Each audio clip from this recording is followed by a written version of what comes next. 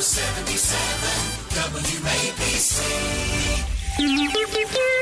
It's the 77 WABC News Hour. Talking the news with Noam Laden. All the news you need to know with Joe Nolan, traffic, Justin Ellick, sports. And now, Talking the news with Noam on 77 WABC. Yes, that's me, 5 o'clock. Good morning. It is Monday, January 13th. Your forecast from the 77 WABC Weather Center. A mix of sun and clouds today, high 44. Tonight and overnight, clear, low 27. And then Tuesday, sunshine, high 32. If you're walking out the door with us right now, 31 partly cloudy in Montebello up in Rockland County. 32 and cloudy in Wall over in New Jersey. And it's 34 and clear right outside our Midtown studios. We got a lot to get to as we work our way up, 6 o'clock hour. Sid and Friends in the morning. Of course, the big story over the weekend continues to be this fire that will not go out. These series of wildfires out in Southern California. The total area burned by the Palisades, Eaton, and Hearst fires is now close to 40,000 acres. That's as of about 2:30 this morning. CAL FIRE releasing that stat. That roughly equates to 60 square miles. So to give you a sense of how much has burned in Southern California, how disastrous this has been, the city of Paris is 40 square miles, and this is burned through 60 square miles in Southern California. The Palisades fire alone is approximately 37 square miles. Over 10,000 structures have burned to the ground. They think that number likely is a decent amount higher at this point. 24 dead, dozens missing, so they think that death toll will go up.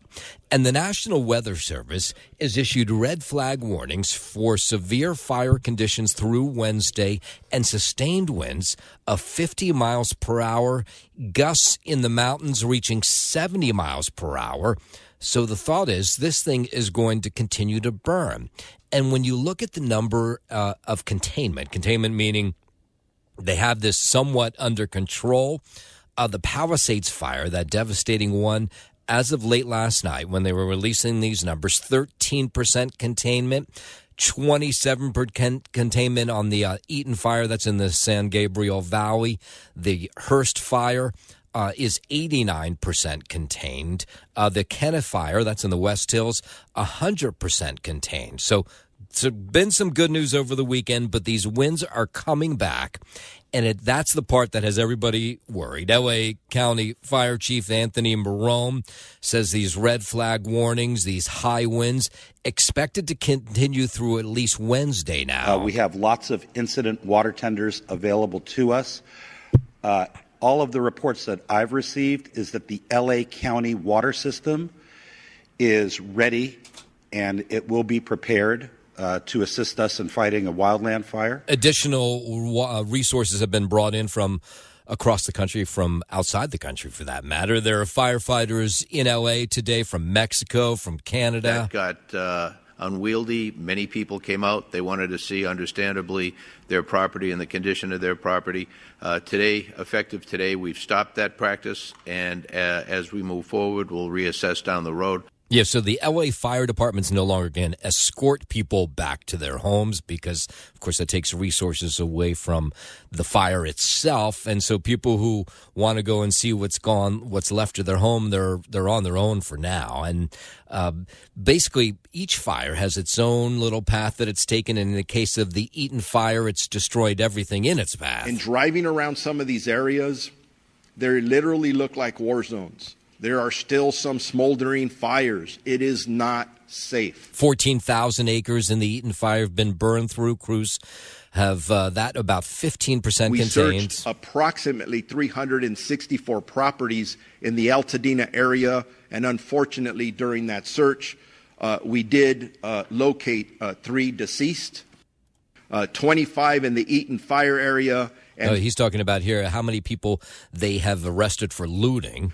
25 in the Eaton fire area and 4 in the Palisades area. Yeah, you start to wonder what's wrong with people that they're in there looting. One of those people, by the way, arrested over the weekend was in a firefighter uniform. That was how they were able to get around. Fire crews making progress on the fire that's north of downtown Los Angeles. The Eaton fire is now estimated to be 14,117 acres with 27% containment.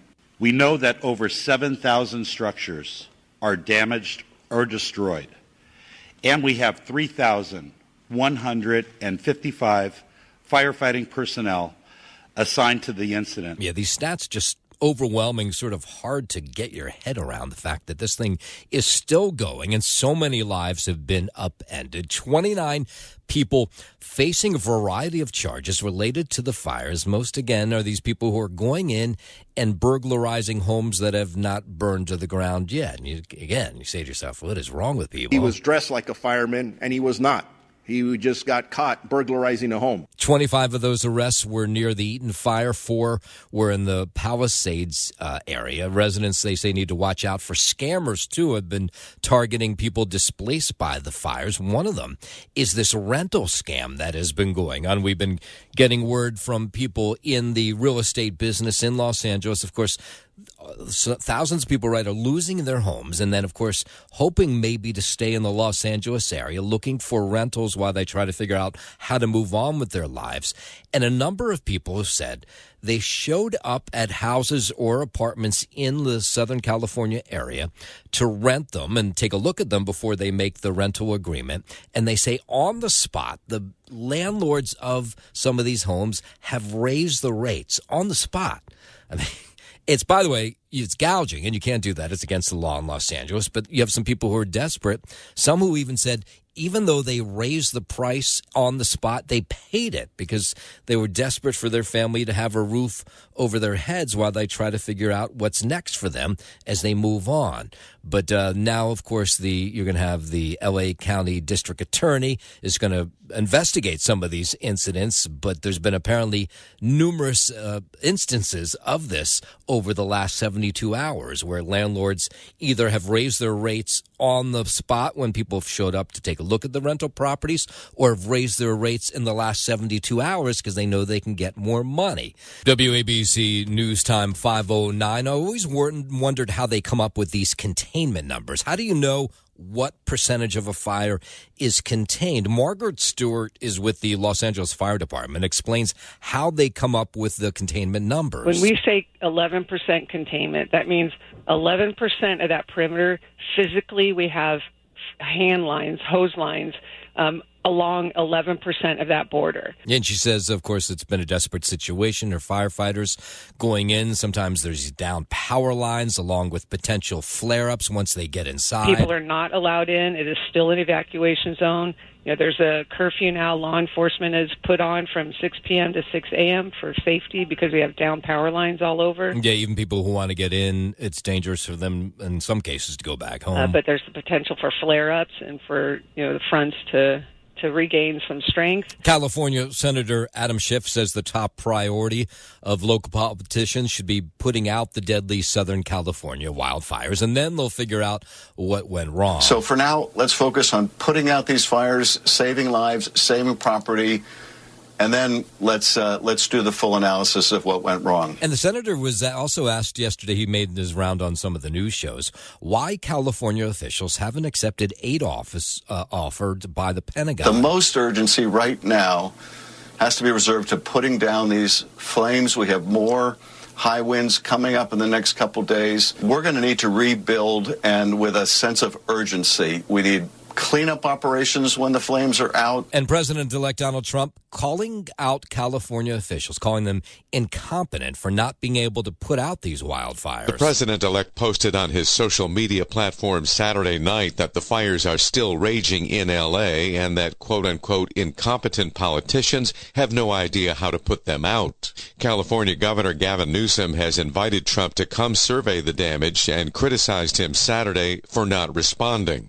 Newsom told reporters, I would expect any leader of the free world to respect the pleas of 40 million Americans that happen to live in the state of California and be here for the American people at a time of emergency. I'm Scott Carr in Washington. And Vice President-elect J.D. Vance speaking out over the weekend, pushing back against claims that the Trump administration will withhold disaster release from California following those fires. I mean, some of these reservoirs have been dry for 15, 20 years. The fire hydrants are being reported as going dry while the firefighters are trying to put out these fires. He went on to say that President-elect Trump's administration will help FEMA do a better job providing disaster relief to affected areas. There is a serious lack of competent governance in California, and I think it's part of the reason why these fires have gotten so bad. We need to do a better job at both the state and federal level. And he promised the upcoming administration would prioritize disaster response in places like California. And I do think, frankly, the federal government has to do a better job. President Trump is committed to doing a better job when it comes to disaster relief.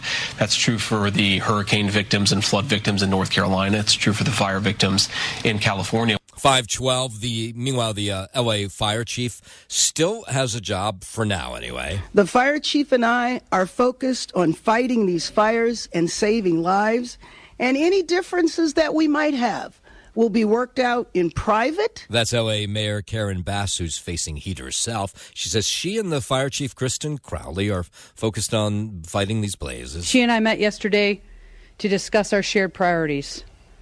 Number one, first and foremost, we are both focused on our urgent needs to mitigate these devastating wildfires. Over the weekend, there were widespread reports that Crowley had gotten fired after being summoned to the mayor's office. Apparently, that wasn't true. Many people around the greater Los Angeles area offering up help to residents displaced by the fires, of course, dropping off supplies at firehouses. But Margaret Stewart, who's with the L.A. Fire Department, says this is causing some problems. Our fire stations are being inundated with donations, and we do not have the space or the logistical support structure in place to manage that. And so it's actually creating a problem at fire stations. Yeah, that's the issue, actually, with stuff that's coming from all over the country. Here in New York, people boxing up clothes. They say the best thing is money. If you go to lafd.org/news,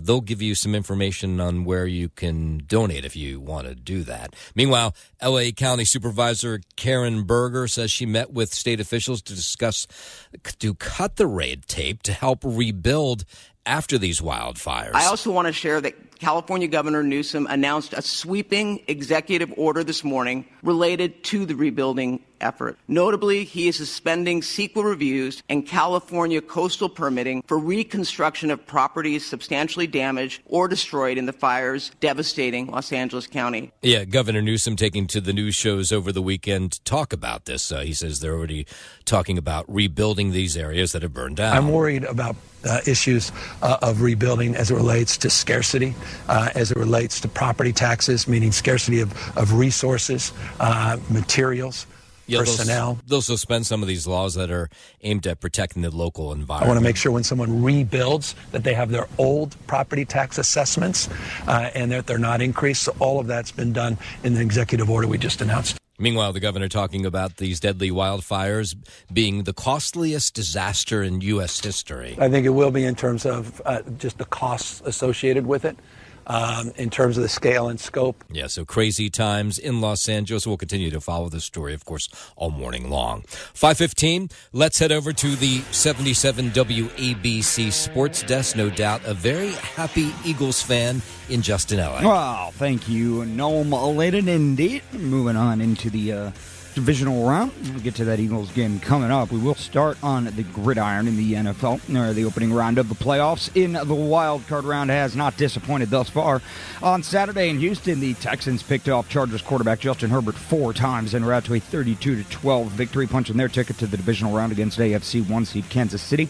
On Saturday night in Baltimore, Lamar Jackson threw for 2 touchdowns in a flawless first half. Derrick Henry scored twice while leading Baltimore's devastating running game, and the Ravens beat the Pittsburgh Steelers 28-14 to advance to the second round of the AFC playoffs. They'll meet the Bills in Buffalo, who ran roughshod on the visiting Denver Broncos in their first round playoff matchup. The final score there, 31-7. Leading off NFC action in Philadelphia, Jalen Hurts tossed 2 touchdown passes in his first game since a late season concussion. Dallas Goedert went for 6, and the Eagles rode their their NFL best defense to a 22-10 win against the Green Bay Packers before the rookie Jaden Daniels led the Washington Commanders to a 23-10 30-20 win over the Buccaneers in Tampa, setting up a date between Washington and the 1-seed Lions in Detroit to come Saturday of this upcoming weekend. Tonight, from Arizona, the NFC 4-seed Rams will welcome in the 5-seed Vikings, with the winner heading to Philadelphia come Sunday to face the 2-seed Eagles in the divisional round. Kickoff is scheduled for 8 p.m. with the Vikings heading in as 2.5-point favorites. To MSG and the NBA hardwood we go, where Jalen Brunson scored 44 points despite missing part of the third quarter with an apparent injury, and the Knicks beat the Milwaukee Bucks 140-106. Brunson had 23 points in the first quarter, one off his career high for any period, and was off to another strong start in the third when he was slow to get up after having his shot blocked on a drive to the basket. Once he did stand up, he immediately motioned to the bench that he needed to come out and walk directly to the locker room area. The Knicks never announced an injury, and Brunson eventually emerged from the tunnel about 6 minutes later to a loud ovation, and he checked back into the game. He reached 40 points for the 17th time as a Knick, tying Carmelo Anthony for third on the franchise list. Karl Anthony Towns added 30 points and 18 rebounds for the Knicks, who had lost 4 of 5 before shooting 58% from the field and round into last night's victory. Up next for the Knicks, they'll host the Detroit Pistons tonight for a 7:30 p.m. tip. In Utah, the Nets dropped a nail-biter in overtime to the Jazz. The final score 112-111. Tosan Evbuaman led Brooklyn with 22 points, and Zaire Williams added 19. Ben Simmons and Nick Claxton each tallied 14 points. Simmons added 9 assists, and Claxton collected 12 rebounds. Brooklyn dropped its 5th straight game with the loss. Up next for the Nets, they'll be at Portland tomorrow night. That is your Sports Know, man. I'm Justin Ellick on 77 WABC. Are you hoarse from screaming for the Eagles last night, or do you have a cold? No, I'm hoarse from screaming for the Eagles. That's what I figured. It's actually way better than I expected, to be honest with you. You know? Oh my God, what were you doing? You weren't at the game, right? No. You were in a bar or something? Yeah. And you were screaming like that in the bar that you lost your voice? Big Philadelphia bar. You know, big Sixers, Eagles, Penn State bar. You know what I'm saying? No. You got to be with the people. You got to be with the masses. But you don't have to scream because you got to talk the next day on the air. No, I sound fine. Yeah. Settle down. All right? Jeez, it's not the end of the world. No, it's not. Back to you.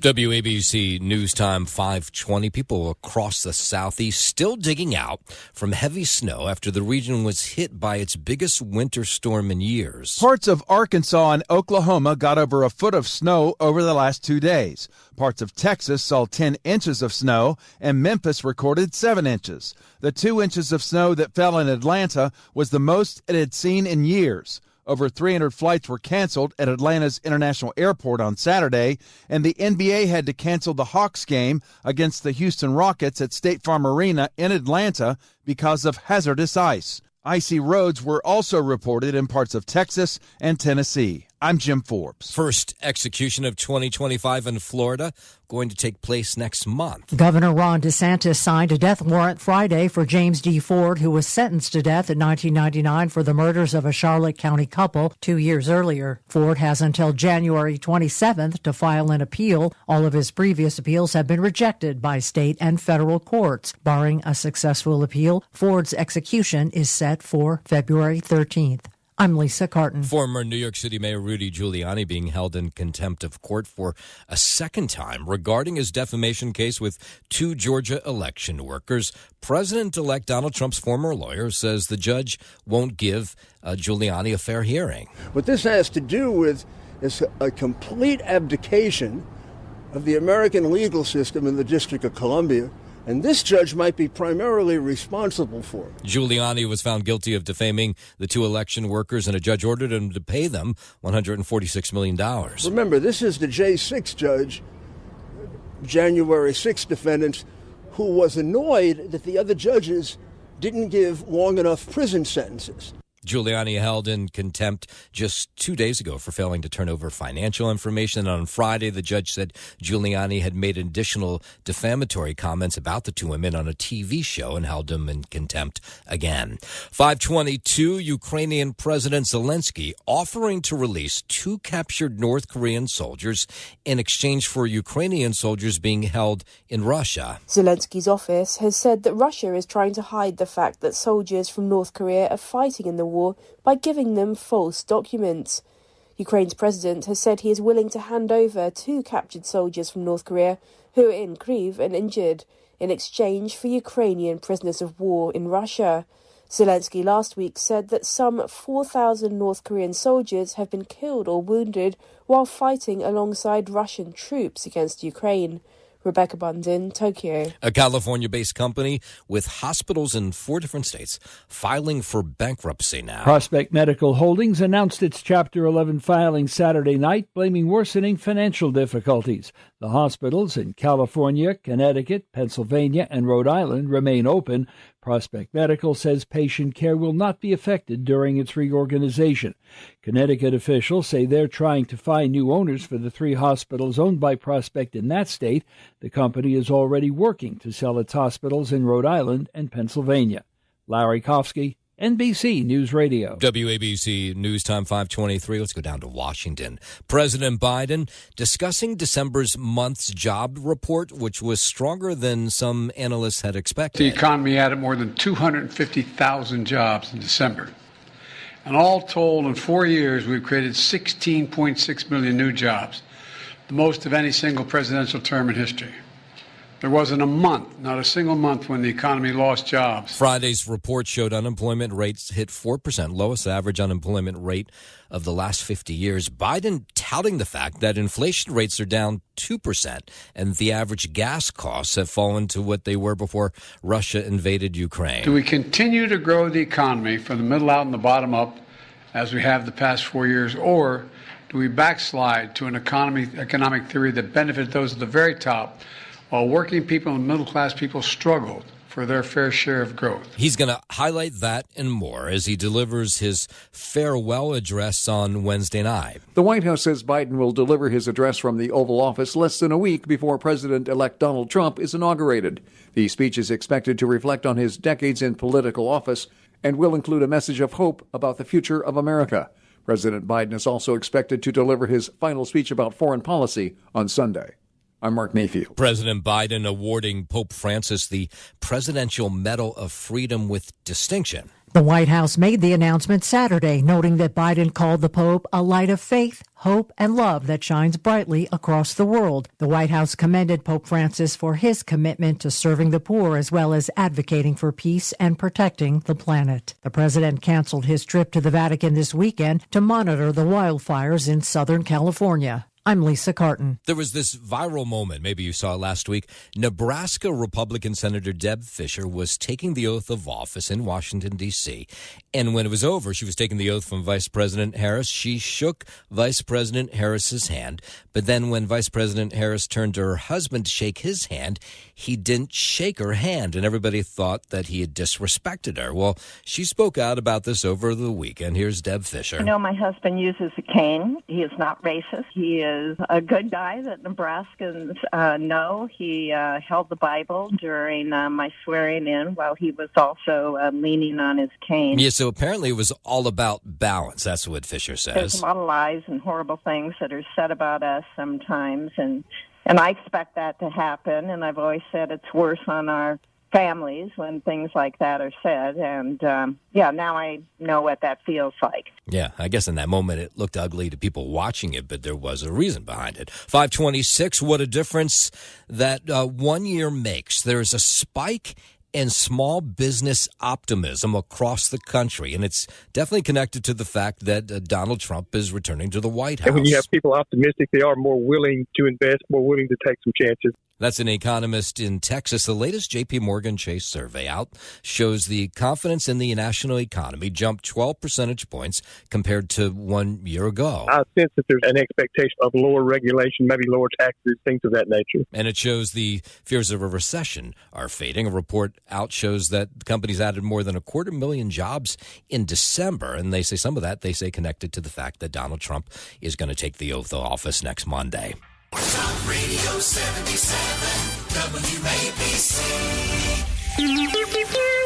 It's the 77 WABC News Hour. Talking the news with Noam Laden. All the news you need to know with Joe Nolan, traffic, Justin Ellick, sports. And now, Talking the news with Noam on 77 WABC. Yes, that's me, 5:35. Good morning. It is Monday, January 13th. Your forecast from the 77 WABC Weather Center. A mix of sun and clouds today. Warmer warmer than it has been. The high is going to be 44.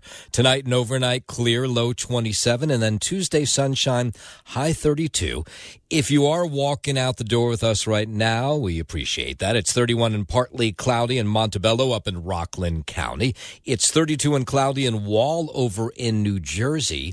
And it's 33 and clear right outside our Midtown studios. I want to tell you about a story from early this morning, or it was actually late last night. An overnight car accident has left at least 2 people dead on Long Island. This is what we know so far. 2 passengers in a car, seriously injured, treated at an area hospital. So 2 dead, 2 injured. It happened Southern State Parkway near Exit 29 in North Massapequa. And you'll hear, no doubt, I imagine, from Joe that there are still delays from this, even though this accident happened about 11 o'clock last night. All eastbound lanes stretching to at least Exit 30 were shuttered overnight. Of course, Joe will follow that as the morning wears on. We were watching this out in Brooklyn last night, or it was started in the afternoon into the evening, a vigil held for Debrina Kawam. She's the woman that was set on fire back in December as she rode a subway by a migrant. She died. She was killed. What a horrendous death it was. Faith leaders, people who did not know her, showed up for this service to remember her life. And what we know about her is that she was a student, a cheerleader in high school in New Jersey, and had kind of lost her way in the last couple months, and the family had tried to help her out unsuccessfully, and that's why she was essentially homeless on this subway train back in December when she was set on fire. A student who helped her classmates when they were struggling. A cheerleader remembered as sweet, smiling, and kind. An adventurer who loved to travel. You can't imagine someone ending up the way she did. Yeah. Homeless, with a walker. Yeah, so public records show that she had filed for bankruptcy back in 2008. And on the form where you have to fill out what's going on, she said, I haven't worked due to illness. And her family sort of tried to help her out, but they kind of said they had to let her loose because there was not much that they could do to help her. And if you've been in a situation like that, if you've had family members, you know how tough that moment is. They was helping the sisters they could, including her mom. But at this time, they didn't, they wanted to be able to show tough love, and they wanted to be able to move forward to help her. And that's why she was in the system. Late November, she was in the system so it wasn't that long. Yeah, so apparently she had not been homeless very long, but that's when she died. She was killed while riding the subway. This was back December 22nd when 33-year-old Sebastian Zepeda allegedly sprayed a liquid on her, then used a lighter to ignite the flames. Police say he then sat on the platform bench and watched her burn to death. They want justice. They want the person that did this. They want them, the exact words was burn in hell. Yeah, I think there's a lot of people who feel that way. Zepeda due back in court in March. WABC News Time 5:40 out to New Jersey, where commuters will have to pay a bit more to ride the PATH train after new fare hikes went into effect for the first time in over a decade yesterday.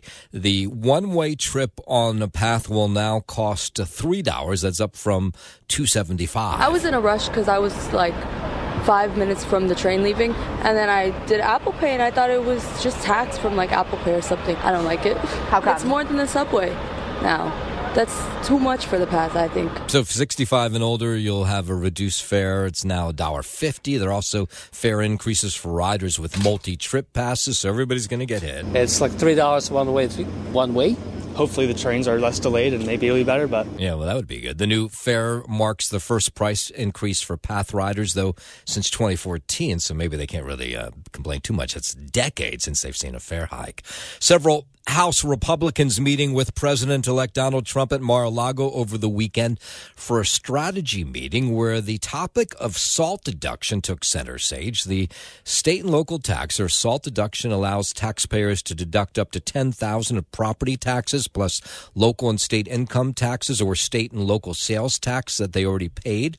Local lawmakers call SALT a bipartisan issue across the tri-state, and many say the SALT cap has been a financial strain on the middle-class families. So SALT was capped at $10,000 under Trump back when he was president in 2017.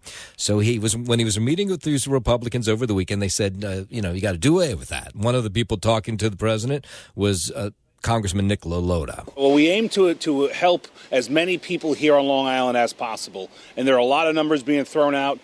We've rejected the initial proposal by some to merely eliminate the marriage penalty, which would make it $20,000 deduction for married couples. We know we need to go much higher than that. Congressman Tom Suozzi, of course, he's a Democrat, applauding Republican lawmakers for meeting with Trump on the issue. We're crushed by our property taxes, our income taxes. We need to get the state and local tax deduction back. We shouldn't be taxed on the taxes we've already paid. And that was in place for 100 years until President Trump and the Republicans capped it back in 2017. The SALT bill, it expires at the end of 2025, but Republican lawmakers said they're aiming to get a new bill passed earlier in the spring.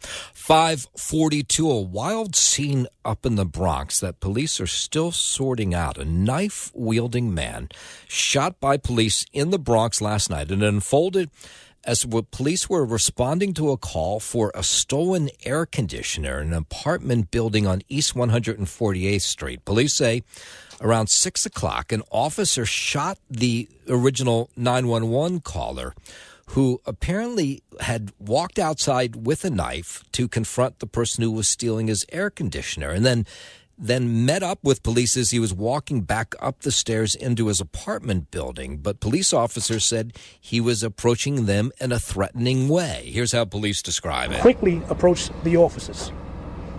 One officer gave the male verbal commands telling him to wait,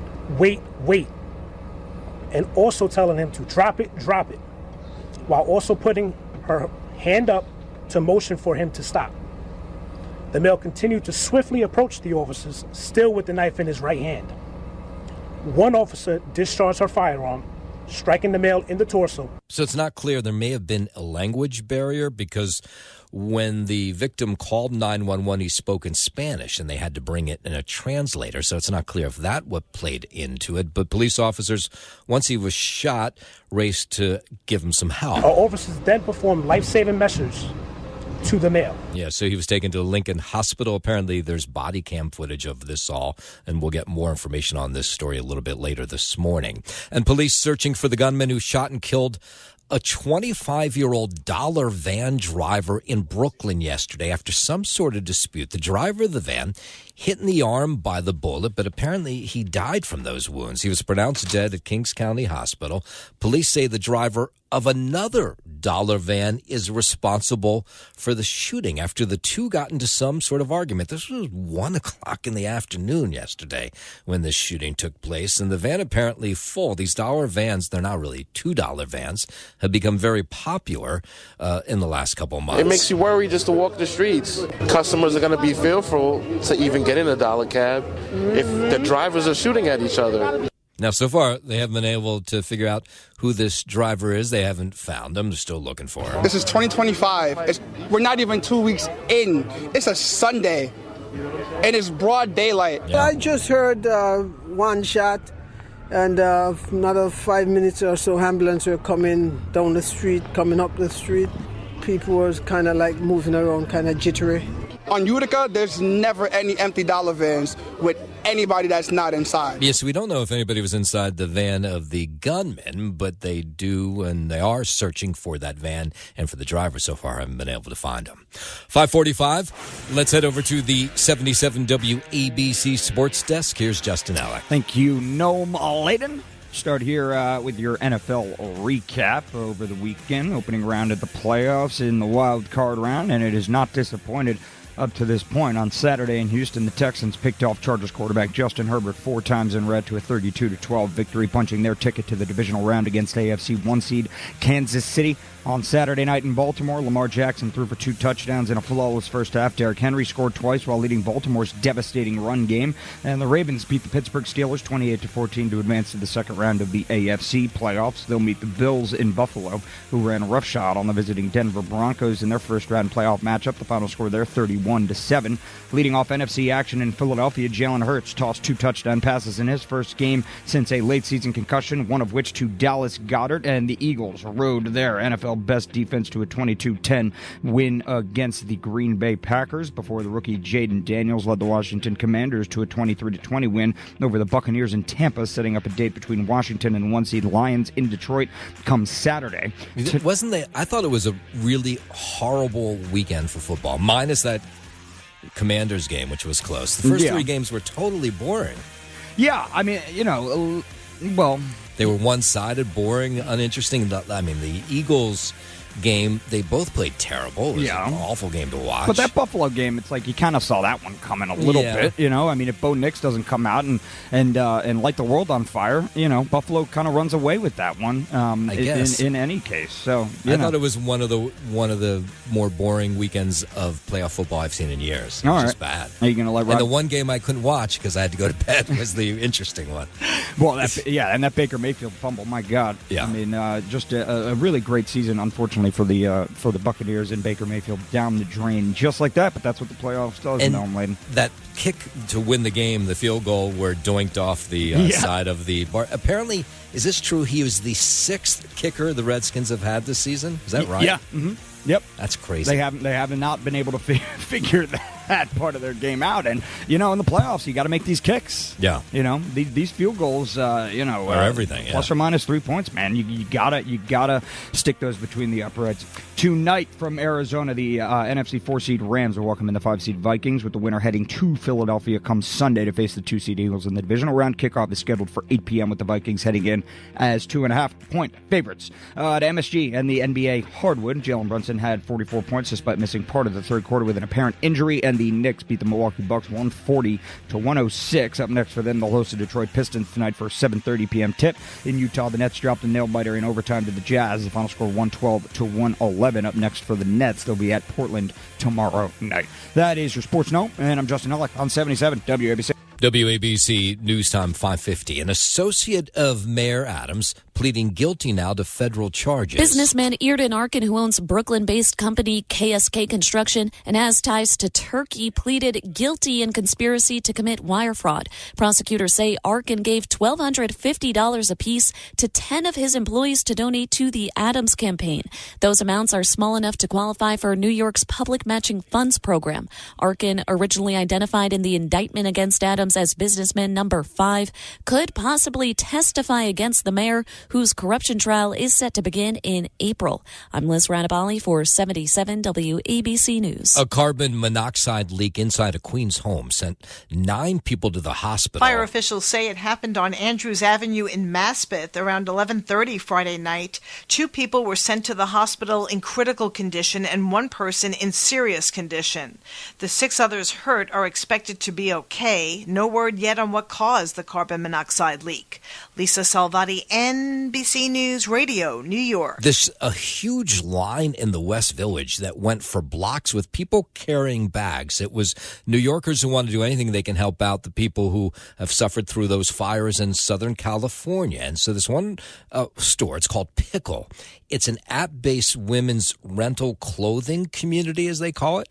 And they asked their customer base to come out with nice clothes so people who have lost everything can restart their clothing wardrobe. And the amount of people who came out was just hundreds of people showing up to drop off clothes. We basically made the decision to launch this initiative 3 days ago on Thursday afternoon. Thank you. We wanted people to have the space to be able to send the items that they love in their closet and help people rebuild their entire wardrobe out in LA. Yeah, they were just overwhelmed with what they say was nice clothes that they can send to people who can use them. One of the people waiting in line Scott Langley, who came from New Jersey. It's a very sad moment, but just, want to help those families that have been displaced and have lost, so much. Yeah, and they weren't the only people who were, putting these charity fundraisers together for the people in Southern California. Kate Moskowitz, Rachel Jocelyn also were taking in boxes of clothing in Brooklyn yesterday. When all of the, excitement dies down in California and people start to lose interest, we're looking for places who are holding for long-term distribution. I'm originally from LA, and it's just so crazy to watch your city just burn. And I felt so helpless here. And it just all came together in the most, cosmic, crazy way. Yeah, good for those groups that are doing that work for the people in Southern California. 5:53, a warning to parents in Peekskill and elsewhere, for that matter, about a new scam targeting both parents and their kids. You get a call from someone who claims to have kidnapped your child and demands money. Then you hear the voice of your child. The superintendent of schools in Peekskill, in a letter, says 2 parents in the district got those very calls. Neither were true. They say the bad guys are using technology, including AI, to replicate the voices parents hear. Police say if you get a call like that, first call your child to confirm they're safe, then call police. Andrew Whitman, NBC News Radio, New York. Yeah, those scammers getting way too sophisticated. Reports indicate, you may have seen this at the end of last week, that Governor Andrew Cuomo is likely launching a run for mayor here in the city. He would potentially, I guess, go up against Mayor Adams if Adams stays a Democrat in a primary, and against a lot of other people who want to be in that primary as well.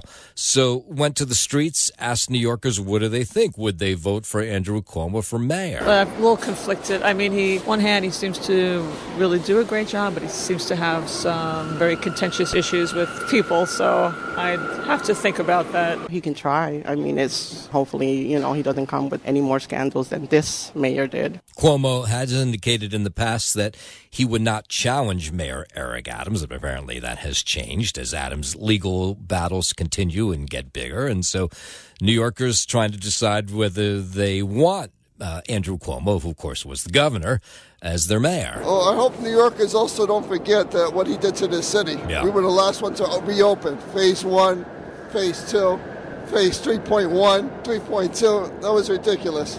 Yeah, that doesn't sound like a lot of people want him to run. Congestion pricing, here it is, week number 2. It kind of seems like it's here to stay, even though President-elect Donald Trump said he would try to sink the plan. Don't know whether he has the power to do so. MTA Chair Jano Lieber looking back at the first week of congestion pricing and trying to decide if it's been a success. People coming from buses in, whether they're coming from Jersey or on express buses from the New York City boroughs, are having much faster morning commutes, faster evening commutes. I can tell you only from my own experience and from experiences of friends, some of those people who take the tunnel, the Lincoln Tunnel, in around 7 or 7:30 in the morning, say normally they're sitting there 30, 40 minutes. They say last week it was unbelievable. They sailed right into the city.